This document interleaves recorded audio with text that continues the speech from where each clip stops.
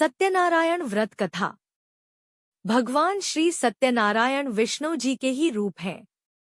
कथा के अनुसार इंद्र का दर्प भंग करने के लिए विष्णु जी ने नर और नारायण के रूप में बद्रीनाथ में तपस्या की थी। वहीं नारायण सत्य को धारण करते हैं, अत सत्य नारायण कहे जाते हैं। भगवान की पूजा के विषय में स्कंद पुराण के रेवाखंड में विस्तार पूर्वक बताया गया है। श्री सत्यनारायण जी की कथा करवाने के लिए इन सामग्रियों की व्यवस्था करवाना आवश्यक है।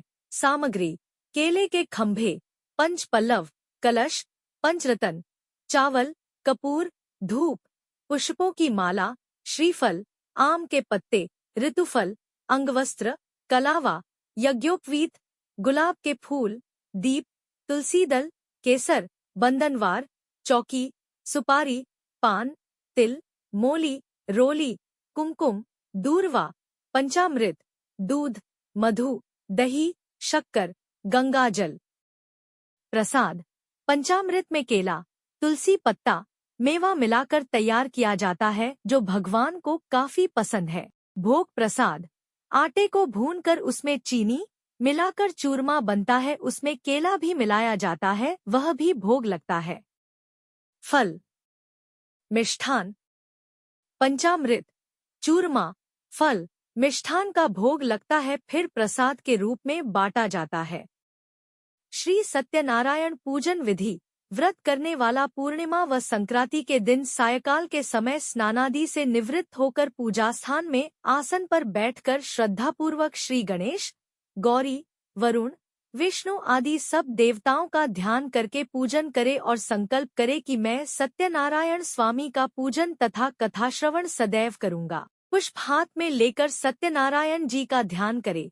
यज्ञोपवीत पुष्प, धूप, नैवेद्य आदि अर्पित कर स्तुति करे, हे भगवान, मैंने श्रद्धापूर्वक फल जल आदि सब सामग्री आपको अर्पण की है, इसे स्वीकार कीजिए, मेरा आपको बार बार नमस्कार है।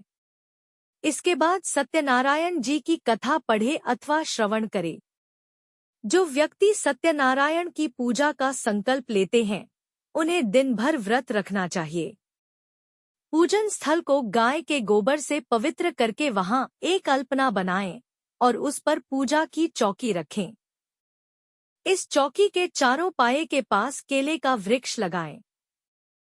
इस चौकी पर ठाकुर जी और श्री सत्यनारायण की प्रतिमा स्थापित करें। पूजा करते समय सबसे पहले गणपति की पूजा करें, फिर इंद्रादि दशदिक्पाल की और क्रमश पंच लोकपाल, सीता सहित राम, लक्ष्मण की, राधा कृष्ण की। इनकी पूजा के पश्चात ठाकुर जी व सत्यनारायण की पूजा करें। इसके बाद लक्ष्मी माता की और अंत में महादेव और ब्रह्मा जी की पूजा करें। पूजा के बाद सभी देवों की आरती करें और चरणामृत लेकर प्रसाद वितरण करें। पुरोहित जी को दक्षिणा एवं वस्त्र दे व भोजन कराएं। पुरोहित जी के भोजन के पश्चात उनसे आशीर्वाद लेकर आप स्वयं भोजन करें। इसके बाद लक्ष्मी माता की और अंत में महादेव और ब्रह्मा जी की पूजा करें। पूजा के बाद सभी देवों की आरती करें और चरणामृत लेकर प्रसाद वितरण करें। पुरोहित जी को दक्षिणा एवं वस्त्र दे व भोजन कराएं। पुरोहित जी के भोजन के पश्चात उनसे आशीर्वाद लेकर आप स्वयं भोजन करें।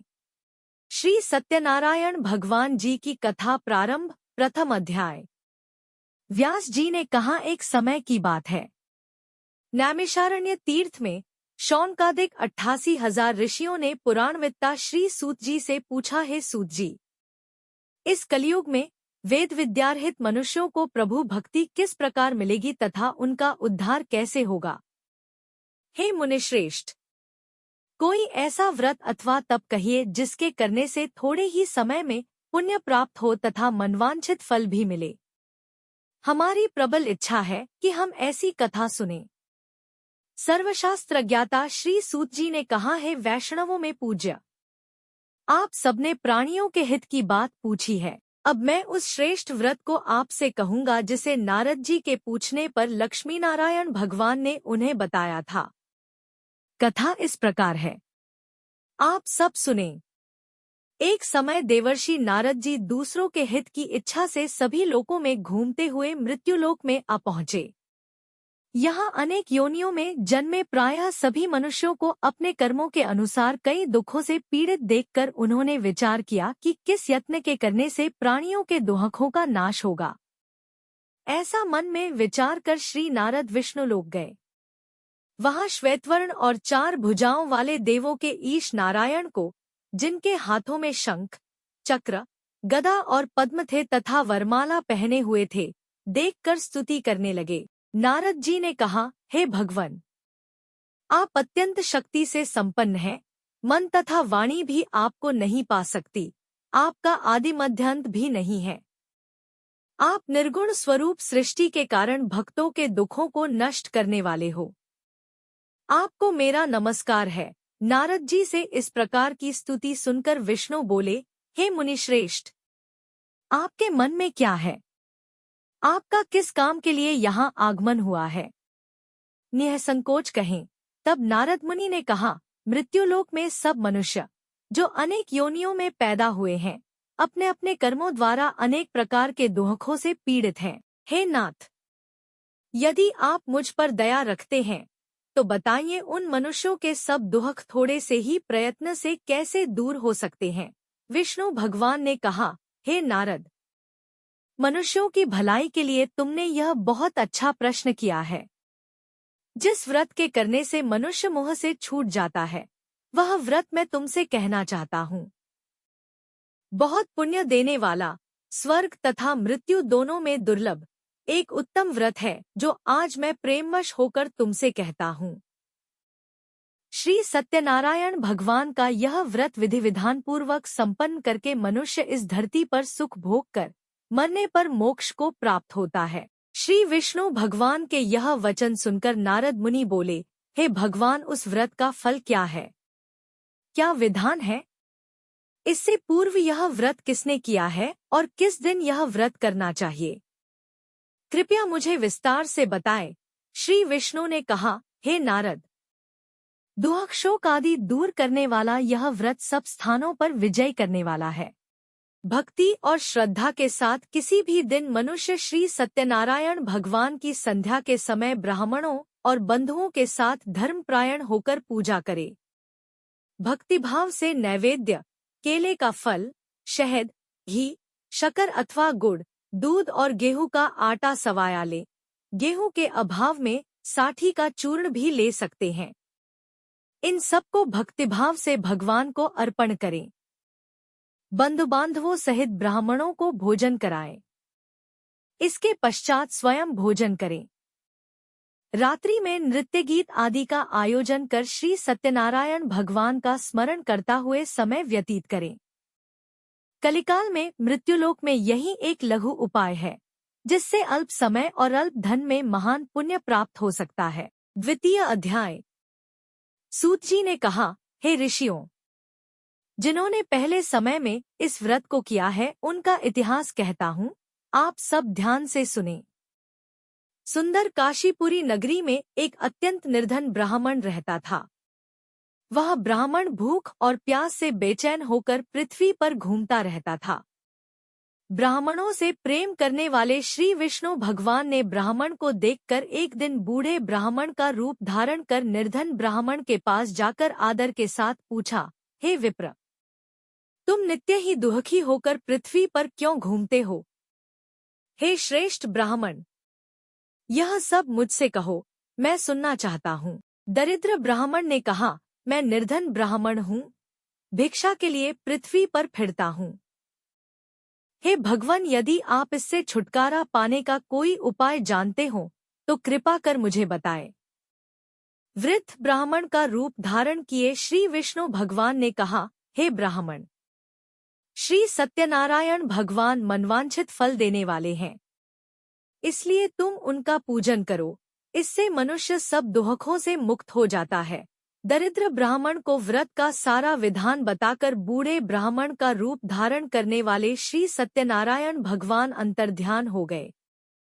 जिस व्रत को वृद्ध ब्राह्मण ने बताया है, मैं उसको अवश्य करूंगा, यह निश्चय कर वह दरिद्र ब्राह्मण घर चला गया। परंतु उस रात्रि उस दरिद्र ब्राह्मण को नींद नहीं आई। अगले दिन वह जल्दी उठा और श्री सत्यनारायण भगवान का व्रत करने का निश्चय कर भिक्षा मांगने के लिए चल दिया। उस दिन उसको भिक्षा में बहुत धन मिला, जिससे उसने पूजा का सामान खरीदा और घर आकर अपने बंधु बांधवों के साथ भगवान श्री सत्यनारायण का व्रत किया। इसके करने से वह दरिद्र ब्राह्मण सब दुखों से छूटकर अनेक प्रकार की संपत्तियों से युक्त हो गया। तभी से वह विप्र हर मास व्रत करने लगा। इसी प्रकार सत्यनारायण भगवान के व्रत को जो शास्त्र विधि के अनुसार करेगा, वह सब पापों से छूटकर मोक्ष को प्राप्त होगा। आगे जो मनुष्य पृथ्वी पर श्री सत्यनारायण भगवान का व्रत करेगा, वह सब दुखों से छूट जाएगा। इस तरह नारद जी से सत्यनारायण भगवान का कहा हुआ व्रत मैंने तुमसे कहा। हे विप्रों, अब आप और क्या सुनना चाहते हैं, मुझे बताएं। ऋषियों ने कहा, हे मुनीश्वर, संसार में इस विप्र से सुनकर किस किस ने इस व्रत को किया, यह हम सब सुनना चाहते हैं। इसके लिए हमारे मन में श्रद्धा है। श्री सूत जी ने कहा, हे मुनियों, जिस जिस प्राणी ने इस व्रत को किया है, उन सब की कथा सुनो। एक समय वह ब्राह्मण धन और ऐश्वर्य के अनुसार बंधुबांधवों के साथ अपने घर पर व्रत कर रहा था। उसी समय एक लकड़ी बेचने वाला बूढ़ा व्यक्ति वहां आया। उसने सिर पर रखा लकड़ियों का गट्ठर बाहर रख दिया और विप्र के मकान में चला गया। प्यास से व्याकुल लकड़हारे ने विप्र को व्रत करते देखा। वह प्यास को भूल गया। उसने उस विप्र को नमस्कार किया और पूछा, हे विप्र, आप यह किसका पूजन कर रहे हैं? इस व्रत से आपको क्या फल मिलता है? कृपा करके मुझे बताएं। ब्राह्मण ने कहा, सब मनोकामनाओं को पूरा करने वाला यह श्री सत्यनारायण भगवान का व्रत है। इनकी ही कृपा से मेरे यहाँ धन धान्य आदि की वृद्धि हुई। विप्र से इस व्रत के बारे में जानकर वह लकड़हारा बहुत प्रसन्न हुआ। भगवान का चरणामृत ले और भोजन करने के बाद वह अपने घर को चला गया। अगले दिन लकड़हारे ने अपने मन में संकल्प किया कि आज ग्राम में लकड़ी बेचने से जो धन मिलेगा, उसी से भगवान सत्यनारायण का उत्तम व्रत करूंगा। मन में ऐसा विचार कर वह लकड़हारा लकड़ियों का गट्ठर अपने सिर पर रखकर जिस नगर में धनवान लोग रहते थे, वहां गया। उस दिन उसे उन लकड़ियों के चौगुने दाम मिले। वह बूढ़ा लकड़हारा अति प्रसन्न होकर पके केले, शक्कर, शहद, घी, दुग्ध, दही और गेहूं का चूर्ण इत्यादि श्री सत्यनारायण भगवान के व्रत की सभी सामग्री लेकर अपने घर आ गया। फिर उसने अपने बंधु बांधवों को बुलाकर विधि विधान के साथ भगवान का पूजन और व्रत किया। उस व्रत के प्रभाव से वह बूढ़ा लकड़हारा धनपुत्र आदि से युक्त हुआ और संसार के समस्त सुख भोग कर बैकुंठ को चला गया। मुनीश्वर, संसार में इस विप्र से सुनकर किस किस ने इस व्रत को किया, यह हम सब सुनना चाहते हैं। इसके लिए हमारे मन में श्रद्धा है। श्री सूत जी ने कहा, हे मुनियों, जिस जिस प्राणी ने इस व्रत को किया है, उन सब की कथा सुनो। एक समय वह ब्राह्मण धन और ऐश्वर्य के अनुसार बंधुबांधवों के साथ अपने घर पर व्रत कर रहा था। उसी समय एक लकड़ी बेचने वाला बूढ़ा व्यक्ति वहां आया। उसने सिर पर रखा लकड़ियों का गट्ठर बाहर रख दिया और विप्र के मकान में चला गया। प्यास से व्याकुल लकड़हारे ने विप्र को व्रत करते देखा। वह प्यास को भूल गया। उसने उस विप्र को नमस्कार किया और पूछा, हे विप्र, आप यह किसका पूजन कर रहे हैं?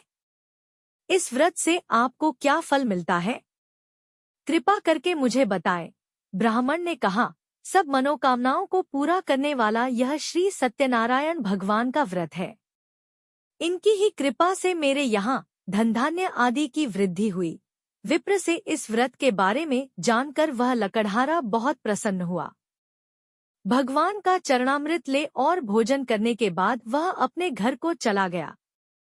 अगले दिन लकड़हारे ने अपने मन में संकल्प किया कि आज ग्राम में लकड़ी बेचने से जो धन मिलेगा, उसी से भगवान सत्यनारायण का उत्तम व्रत करूंगा। मन में ऐसा विचार कर वह लकड़हारा लकड़ियों का गट्ठर अपने सिर पर रखकर जिस नगर में धनवान लोग रहते थे, वहां गया। उस दिन उसे उन लकड़ियों के चौगुने दाम मिले। वह बूढ़ा लकड़हारा अति प्रसन्न होकर पके केले, शक्कर, शहद, घी, दुग्ध, दही और गेहूं का चूर्ण इत्यादि श्री सत्यनारायण भगवान के व्रत की सभी सामग्री लेकर अपने घर आ गया। फिर उसने अपने बंधु बांधवों को बुलाकर विधि विधान के साथ भगवान का पूजन और व्रत किया। उस व्रत के प्रभाव से वह बूढ़ा लकड़हारा धनपुत्र आदि से युक्त हुआ और संसार के समस्त सुख भोग कर बैकुंठ को चला गया। तृतीय अध्याय। श्री सूत जी ने कहा, हे श्रेष्ठ मुनियों, अब एक और कथा कहता हूँ। पूर्वकाल में उल्कामुख नाम का एक बुद्धिमान राजा था। वह सत्यवक्ता और जितेंद्रिय था। प्रतिदिन देवस्थानों पर जाता तथा गरीबों को धन देकर उनके कष्ट दूर करता था। उसकी पत्नी सुंदर और सती साध्वी थी। भद्रशिला नदी के तट पर उन दोनों ने श्री सत्यनारायण भगवान का व्रत किया। उस समय वहां साधु नामक एक वैश्य आया। उसके पास व्यापार के लिए बहुत सा धन था। राजा को व्रत करते देख उसने विनय के साथ पूछा, हे राजन, भक्तियुक्त चित्त से यह आप क्या कर रहे हैं? मेरी सुनने की इच्छा है। कृपया आप मुझे भी बताइए। महाराज उल्कामुख ने कहा, हे साधु वैश्य, मैं अपने बंधु बांधवों के साथ पुत्रादि की प्राप्ति के लिए महाशक्तिमान सत्यनारायण भगवान का व्रत व पूजन कर रहा हूँ। राजा के वचन सुनकर साधु नामक वैश्य ने आदर से कहा, हे राजन, मुझे भी इसका सब विधान बताइए। मैं भी आपके कथानुसार इस व्रत को करूंगा। मेरे यहाँ भी कोई संतान नहीं है। मुझे विश्वास है कि इससे निश्चय ही मेरे यहाँ भी संतान होगी। राजा से सब विधान सुन व्यापार से निवृत्त हो वह वैश्य खुशी खुशी अपने घर आया। वैश्य ने अपनी पत्नी लीलावती से संतान देने वाले उस व्रत का समाचार सुनाया और प्रण किया कि जब हमारे यहाँ संतान होगी तब मैं इस व्रत को करूंगा। एक दिन उसकी पत्नी लीलावती सांसारिक धर्म में प्रवृत्त होकर गर्भवती हो गई। 10वें महीने में उसने एक सुंदर कन्या को जन्म दिया। कन्या का नाम कलावती रखा गया। इसके बाद लीलावती ने अपने पति को स्मरण दिलाया कि आपने जो भगवान का व्रत करने का संकल्प किया था अब आप उसे पूरा कीजिए। साधु वैश्य ने कहा, हे प्रिय, मैं कन्या के विवाह पर इस व्रत को करूंगा। इस प्रकार अपनी पत्नी को आश्वासन दे वह व्यापार करने चला गया। काफी दिनों पश्चात वह लौटा तो उसने नगर में सखियों के साथ अपनी पुत्री को खेलते देखा। वैश्य ने तत्काल एक दूत को बुलाकर कहा कि उसकी पुत्री के लिए कोई सुयोग्य वर की तलाश करो। साधु नामक वैश्य की आज्ञा पाकर दूत कंचन नगर पहुंचा और उनकी लड़की के लिए एक सुयोग्य वणिक पुत्र ले आया। वणिक पुत्र को देखकर साधु नामक वैश्य ने अपने बंधु बांधवों सहित प्रसन्नचित्त होकर अपनी पुत्री का विवाह उसके साथ कर दिया। वैश्य विवाह के समय भी सत्यनारायण भगवान का व्रत करना भूल गया। इस पर श्री सत्यनारायण भगवान क्रोधित हो गए। उन्होंने वैश्य को श्राप दिया कि तुम्हें दारुण दुख प्राप्त होगा। अपने कार्य में कुशल साधु नामक वैश्य अपने जामाता सहित नावों को लेकर व्यापार करने के लिए समुद्र के समीप स्थित रत्नसारपुर नगर में गया। दोनों ससुर जमाई चंद्रकेतु राजा के नगर में व्यापार करने लगे। एक दिन भगवान सत्यनारायण की माया से प्रेरित एक चोर राजा का धन चुराकर भागा जा रहा था। राजा के दूतों को अपने पीछे आते देखकर चोर ने घबराकर राजा के धन को उसी नाव में चुपचाप रख दिया जहां वे ससुर जमाई ठहरे थे। ऐसा करने के बाद वह भाग गया। जब दूतों ने उस साधु वैश्य के पास राजा के धन को रखा देखा तो ससुर जामाता दोनों को बांधकर ले गए और राजा के समीप जाकर बोले, हम ये दो चोर पकड़कर लाए हैं। कृपया बताएं कि इन्हें क्या सजा दी जाए। राजा ने बिना उन दोनों की बात सुने ही उन्हें कारागार में डालने की आज्ञा दे दी। इस प्रकार राजा की आज्ञा से उनको कठिन कारावास में डाल दिया गया तथा उनका धन भी छीन लिया गया। सत्यनारायण भगवान के श्राप के कारण साधु वैश्य की पत्नी लीलावती व पुत्री कलावती भी घर पर बहुत दुखी हुई। उनके घरों में रखा धन चोर ले गए। एक दिन शारीरिक व मानसिक पीड़ा तथा भूख प्यास से अति दुखित हो भोजन की चिंता में कलावती एक ब्राह्मण के घर गई। उसने ब्राह्मण को श्री सत्यनारायण भगवान का व्रत करते देखा। उसने कथा सुनी तथा प्रसाद ग्रहण कर रात को घर आई। माता ने कलावती से पूछा, हे पुत्री, तू अब तक कहाँ रही व तेरे मन में क्या है? कलावती बोली, हे माता, मैंने एक ब्राह्मण के घर श्री सत्यनारायण भगवान का व्रत होते देखा है। कलावती के वचन सुनकर लीलावती ने सत्यनारायण भगवान के पूजन की तैयारी की। उसने परिवार और बंधुओं सहित श्री सत्यनारायण भगवान का पूजन व व्रत किया और वर मांगा कि मेरे पति और दामाद शीघ्र ही घर वापस लौट आए। साथ ही भगवान से प्रार्थना की कि हम सबका अपराध क्षमा करो। श्री सत्यनारायण भगवान इस व्रत से संतुष्ट हो गए। उन्होंने राजा चंद्रकेतु को स्वप्न में दर्शन देकर कहा, हे राजन, जिन दोनों वैश्यों को तुमने बंदी बना रखा है वे निर्दोष हैं। उन्हें प्रातः ही छोड़ दो, अन्यथा मैं तेरा धन, राज्य, पुत्रादि सब नष्ट कर दूंगा। राजा से ऐसे वचन कहकर भगवान अंतर्ध्यान हो गए। प्रातःकाल राजा चंद्रकेतु ने सभा में सबको अपना स्वप्न सुनाया और सैनिकों को आज्ञा दी कि दोनों वणिक पुत्रों को कैद से मुक्त कर सभा में लाया जाए। दोनों ने आते ही राजा को प्रणाम किया। राजा ने उनसे कहा, हे महानुभावों, तुम्हें भाविवश ऐसा कठिन दुख प्राप्त हुआ है। अब तुम्हें कोई भय नहीं है, तुम मुक्त हो। ऐसा कहकर राजा ने उनको नए नए वस्त्राभूषण पहनवाए तथा उनका जितना धन लिया था उससे दूना लौटाकर आदर से विदा किया। दोनों वैश्य अपने घर को चल दिए। चतुर्थ अध्याय।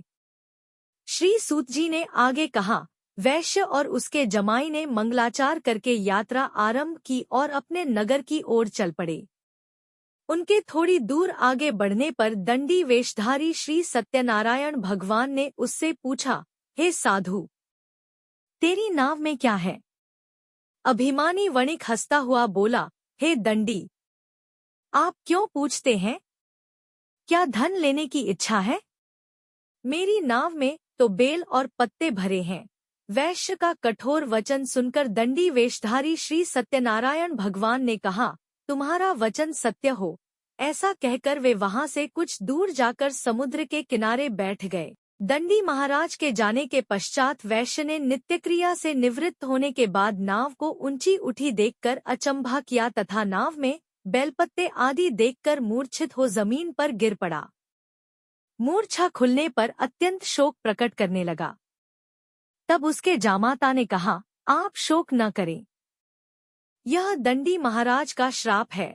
अतः उनकी शरण में ही चलना चाहिए, तभी हमारी मनोकामना पूरी होगी। जामाता के वचन सुनकर वह साधु नामक वैश्य दंडी महाराज के पास पहुंचा और भक्तिभाव से प्रणाम करके बोला, मैंने जो आपसे असत्य वचन कहे थे उसके लिए मुझे क्षमा करें। ऐसा कहकर वैश्य रोने लगा। तब दंडी भगवान बोले, हे वणिक पुत्र, मेरी आज्ञा से तुझे बार बार दुख प्राप्त हुआ है। तू मेरी पूजा से विमुख हुआ है। साधु नामक वैश्य ने कहा, हे भगवन, आपकी माया से ब्रह्मा आदि देवता भी आपके रूप को नहीं जान पाते, तब मैं अज्ञानी भला कैसे जान सकता हूँ? आप प्रसन्न होइए, मैं अपनी सामर्थ्य के अनुसार आपकी पूजा करूँगा। मेरी रक्षा करो और पहले के समान मेरी नौका को धन से पूर्ण कर दो। उसके भक्तियुक्त वचन सुनकर श्री सत्यनारायण भगवान प्रसन्न हो गए और उसकी इच्छानुसार वर देकर अंतर्ध्यान हो गए। तब ससुर व जामाता दोनों ने नाव पर आकर देखा कि नाव धन से परिपूर्ण है। फिर वह भगवान सत्यनारायण का पूजन कर जामाता सहित अपने नगर को चला। जब वह अपने नगर के निकट पहुंचा तब उसने एक दूत को अपने घर भेजा। दूत ने साधु नामक वैश्य के घर जाकर उसकी पत्नी को नमस्कार किया और कहा, आपके पति अपने दामाद सहित इस नगर के समीप आ गए हैं। लीलावती और उसकी कन्या कलावती उस समय भगवान का पूजन कर रही थी। दूत का वचन सुनकर साधु की पत्नी ने बड़े हर्ष के साथ सत्यदेव का पूजन पूर्ण किया और अपनी पुत्री से कहा, मैं अपने पति के दर्शन को जाती हूँ, तू कार्य पूर्ण कर शीघ्र आ जाना। परंतु कलावती पूजन एवं प्रसाद छोड़कर अपने पति के दर्शनों के लिए चली गई। प्रसाद की अवज्ञा के कारण सत्यदेव रुष्ट हो गए, फलस्वरूप उन्होंने उसके पति को नाव सहित पानी में डुबो दिया। कलावती अपने पति को न देख रोती हुई जमीन पर गिर पड़ी। नौका को डूबा हुआ तथा कन्या को रोती हुई देख साधु नामक वैश्य दुखित हो बोला, हे प्रभु, मुझसे या मेरे परिवार से जो भूल हुई है उसे क्षमा करो। उसके दीन वचन सुनकर सत्यदेव भगवान प्रसन्न हो गए। आकाशवाणी हुई, हे वैश्य, तेरी कन्या मेरा प्रसाद छोड़कर आई है, इसलिए इसका पति अदृश्य हुआ है। यदि वह घर जाकर प्रसाद खाकर लौटे तो इसका पति अवश्य मिलेगा। आकाशवाणी सुनकर कलावती ने घर पहुंचकर प्रसाद खाया और फिर आकर अपने पति के दर्शन किए। तत्पश्चात साधु वैश्य ने वहीं बंधु बांधवों सहित सत्यदेव का विधिपूर्वक पूजन किया। वह इस लोक का सुख भोग कर अंत में स्वर्गलोक को गया। पंचम अध्याय। श्री सूत जी ने आगे कहा, हे ऋषियों, मैं एक और भी कथा कहता हूँ, उसे भी सुनो। प्रजापालन में लीन तुंगध्वज नाम का एक राजा था। उसने भगवान सत्यदेव का प्रसाद त्याग कर बहुत दुख पाया। एक समय राजा वन में वन्य पशुओं को मारकर बड़ के वृक्ष के नीचे आया। वहां उसने ग्वालों को भक्ति भाव से बंधु बांधवों सहित श्री सत्यनारायण का पूजन करते देखा, परंतु राजा देखकर भी अभिमानवश न तो वहां गया और न ही सत्यदेव भगवान को नमस्कार ही किया। जब ग्वालों ने भगवान का प्रसाद उनके सामने रखा तो वह प्रसाद त्याग कर अपने नगर को चला गया। नगर में पहुंचकर उसने देखा कि उसका सब कुछ नष्ट हो गया है। वह समझ गया कि यह सब भगवान सत्यदेव ने ही किया है। तब वह उसी स्थान पर वापस आया और ग्वालों के समीप गया और विधिपूर्वक पूजन कर प्रसाद खाया तो सत्यनारायण की कृपा से सब कुछ पहले जैसा ही हो गया और दीर्घकाल तक सुख भोग कर मरने पर स्वर्गलोक को चला गया। जो मनुष्य इस परम दुर्लभ व्रत को करेगा, श्री सत्यनारायण भगवान की कृपा से उसे धन धान्य की प्राप्ति होगी। निर्धन धनी और बंदी बंधन से मुक्त होकर निर्भय हो जाता है। संतानहीन को संतान प्राप्त होती है तथा सब मनोरथ पूर्ण होकर अंत में वह बैकुंठ धाम को जाता है। जिन्होंने पहले इस व्रत को किया, अब उनके दूसरे जन्म की कथा भी सुनिए। शतानंद नामक ब्राह्मण ने सुदामा के रूप में जन्म लेकर श्री कृष्ण की भक्ति कर मोक्ष प्राप्त किया। उल्कामुख नाम के महाराज राजा दशरथ बने और श्री रंगनाथ का पूजन कर बैकुंठ को प्राप्त हुए। साधु नाम के वैश्य ने धर्मात्मा व सत्य प्रतिज्ञ राजा मोरध्वज बनकर अपनी देह को आरे से चीरकर दान करके मोक्ष को प्राप्त हुआ। महाराज तुंगध्वज स्वयंभू मनु हुए। उन्होंने बहुत से लोगों को भगवान की भक्ति में लीन कर मोक्ष प्राप्त किया। लकड़हारा भील अगले जन्म में गुह नामक निषाद राजा हुआ, जिसने भगवान राम के चरणों की सेवा कर मोक्ष प्राप्त किया।